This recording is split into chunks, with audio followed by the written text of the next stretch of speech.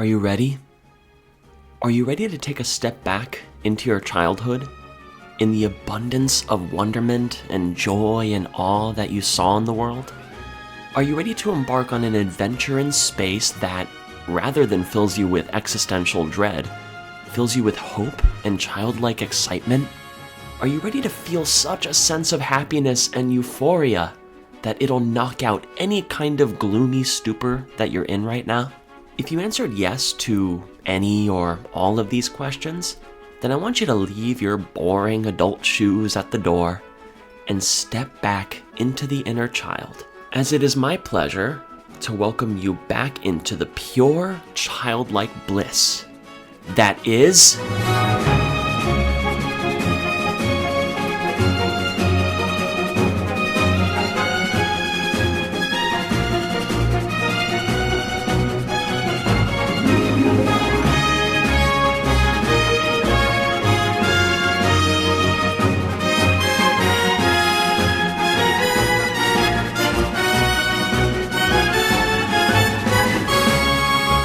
Where do I even begin with Super Mario Galaxy? I mean, this game is truly the experience that I think about whenever I remember the feeling of Christmas morning as a child. No worries, no cares in the world, just me exploring these magical galaxies in space in order to save our beloved Princess Peach.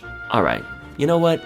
I think the best way to begin talking about Mario Galaxy is to talk about the beginning itself. I remember stepping into the Starbit Festival and instantly getting hooked on just the level of enthusiasm that this game was showing me. Little star bits falling from the sky as you're immediately immersed in what appears to be a huge party that you, the player, are not only invited to, but welcome to with insane grandeur. But we also know that this is a Mario game, and Bowser doesn't waste any time in abducting both Peach and your castle, as your space journey officially begins with...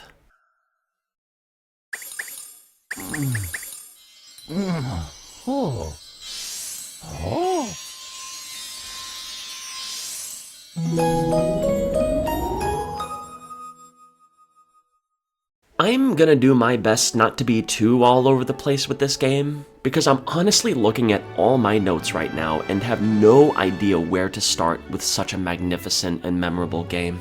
But I guess I'll start with the worlds.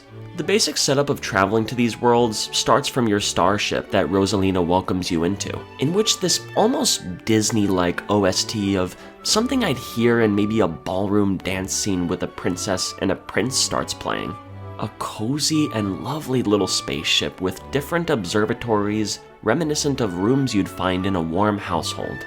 From these hubs, you don't take a rocket or a jetpack or any kind of special flying apparatus. You get slung from a star in the most cinematic way possible, and as you land on your destination, you are presented with a message: "Welcome to the galaxy." And Good Egg Galaxy's music might be the most perfect intro song to any adventure in a game ever. It just gives you this sense of childlike optimism for the journey ahead, and introduces you to the overarching tone of hope and joy that you'll find baked into each crevice of this game's worlds. And this love is manifested through the world building of each galaxy. Whether it's Loop-de-Loop Galaxy and its energetic penguins that urge you to try surfing on a manta ray's back on a long flow course of water suspended in the air. It made no sense, but so much sense at the same time. Or having your little collectible star pieces be the cause of an itch on a big fuzzy queen bee's back. Or even feeding your hungry little star friends star bits as they make, and this is an objective fact, the cutest sound I've ever heard a creature make in a video game.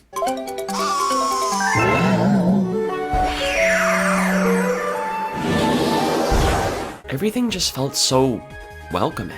I especially loved the fact that when you performed the magical spin move, the other Lumas and launch stars would spin along with you. As a kid, this gave me the sense that I really was the main character, and that this world and game were built for me. But seriously, this mechanic was just so wholesome, and it sticks with me to this day. There was always fun to be had around every corner, and the game would just keep one-upping itself with awesome and exciting mechanics and changes in gameplay with the power-ups.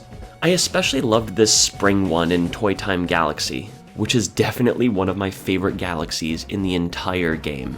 But not everything is all sunshine and rainbows, because to every adventure, there is always...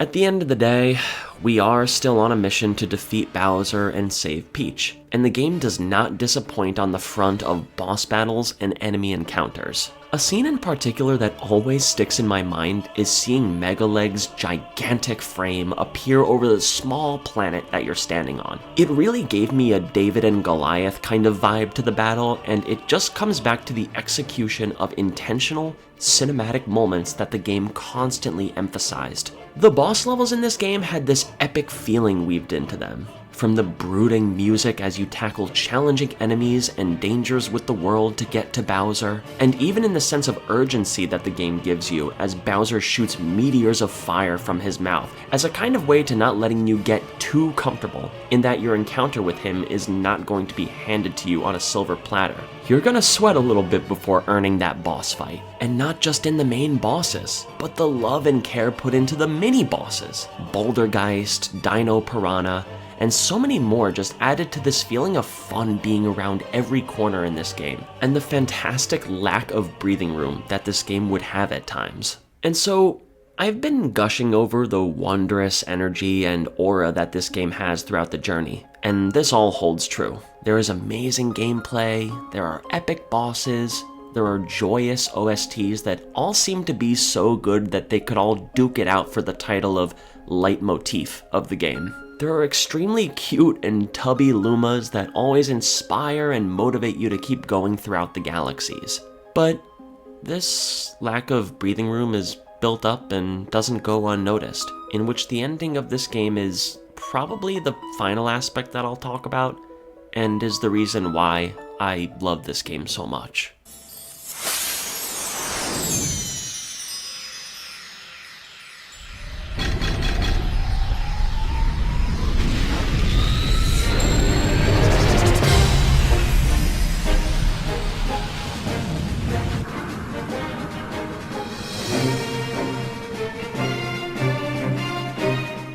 Once you've obtained all necessary stars to power your ship, you travel to the center of the universe to fulfill your mission. An ominous yet bombastic soundtrack travels alongside you as you make your way to your final encounter with the big bad Bowser. I loved these Bowser fights. Sure, like many of the bosses in the game, they weren't terribly difficult or really difficult at all. But having these repetitive encounters really built up the rivalry nicely between Mario and Bowser in a way that, when you finally defeat him, you almost feel kind of bad for Bowser. Sure, he was trying to take over the universe and all that stuff, but he's kinda like Team Rocket, the necessary evil in your story that you're also kind of friends with and secretly want the best for. And as you save Princess Peach and get the final grand star and seemingly accomplish your goal, everything seems to fall apart almost instantaneously. Bowser's galaxy reactor starts to implode as you, Peach, the entire galaxies, solar systems, and universe you explored start to get sucked into a black hole. It takes a tragic turn as you know that this might be it, and this looks like goodbye to all the friends we made along the way. From the penguins in Beach Bowl, to the little robots in Toy Time, to the little bees in Honey Hive. All hope seems to be lost in this moment. But why do I feel like I'm forgetting someone? A creature who has been with me this whole time? Who is this that I'm forgetting about?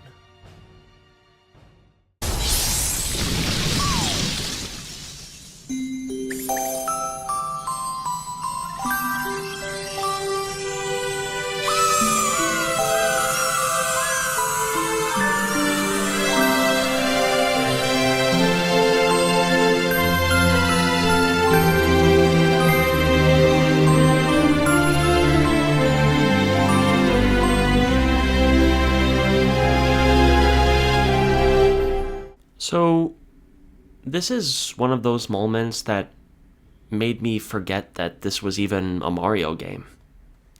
And it doesn't end here.